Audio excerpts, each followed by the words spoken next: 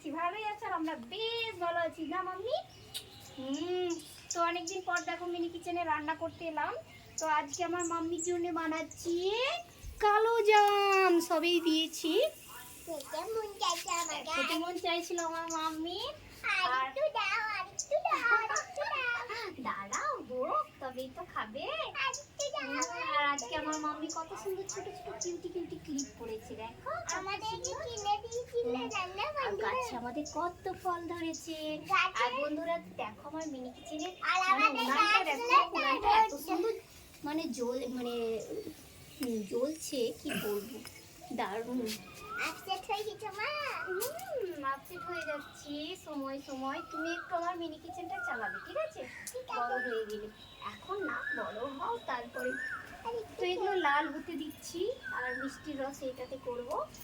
তা আমার মাম্মি কি খেতে বেশি ভালোবাসে? কালো মিষ্টি, তাই না মাম্মি? কালো মিষ্টি না, তো আজকে আমি আমার মেয়েকে জিজ্ঞেস করেছিলাম যে কি করলে ভালো হয়। ও বলছে মা কালো জাম বানাই। তো এই দেখো, এইটাই অ্যানি বানিয়েছে, মোটা পাড়াটা অ্যানি বানিয়েছে, আর এই দুটো আমি বানিয়েছি। এখন এগুলোকে লাল করার পালা।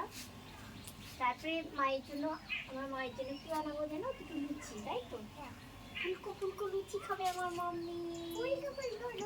তো বন্ধুরা জানি না কয়দিন আমি ছাদে ভিডিও বানাতে পারবো, তার কারণ রোদ্দুর এত পরিমাণে বাড়ছে।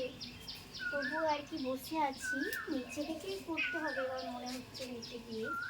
তো যাই হোক, আজকের মতো বাই বাই, পরে আর একটা ভিডিওতে দেখা হচ্ছে।